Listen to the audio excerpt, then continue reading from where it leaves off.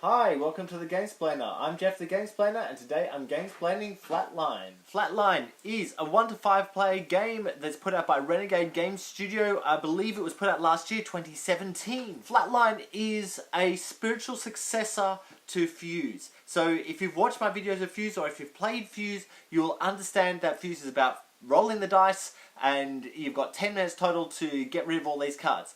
Flatline is I guess the essence of the game is that anything that has died in Fuse, of course that happens a lot. If you've played Fuse, you know what happens there. So Flatline is taking all of the games you've lost and the people who died or got injured in those games they go into a hospital and they get dealt with on Fuse. That's the essence of this game. You've got 4 patients that you're dealing with. Each patient has a whole bunch of different dice that you need to roll or that your group needs to roll or different combinations of that. You've got 1 minute. So in essence, everyone rolls their dice.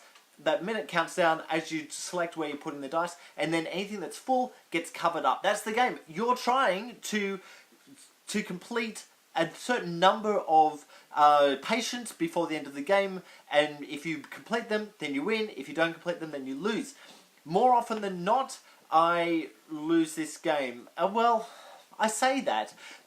More often than not, I lose this game, then I win the game. What generally happens is that the first game, the new players around the board are kind of getting a feel for it, and then we win the game on the next one around. In essence, on each setup, there's a whole bunch of cards on this side or one side of the board that cause you to have problems, I guess, or not be able to use something, or they're ongoing things, and they get added to by cards as the game goes on. There's also a whole bunch of things that need to happen straight away. So they're critical patients, I think they call them, or something to that effect. If you complete them, then they go to the other side, and they'll give you a benefit for ongoing turns, or a one-off benefit usually for ongoing turns.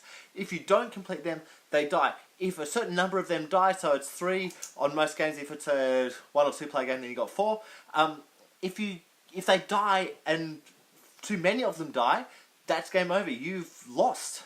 And generally, actually, I remember a couple of games back, that happened in the last round. We were really so focused on getting all the guys at the table out that we forgot all about them, and that filled it up really quickly and killed it straight away.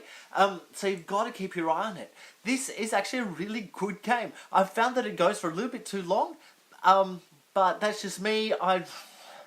A game with a timer feels like it should be a short game. This isn't a short game. The box claims it's a 45-minute game. I imagine you probably can get through it in 45 minutes, but it really depends on how much each of the people at the table is talking. If you're not talking much, you're going straight in, I'm sure you get through it really quickly, because there's only a certain number of turns for the player count.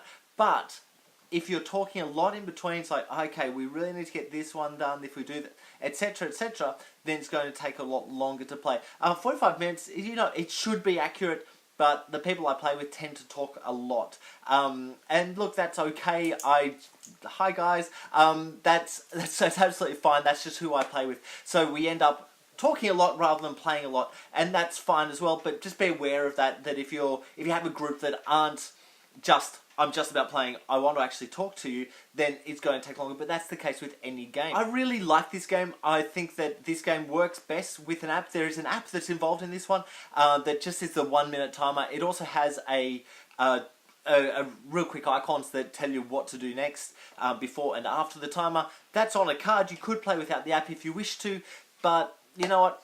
I've got an iPhone, why not? Most people have either an iPhone or, I don't know if it belongs on the other types of smartphones, but I assume it does.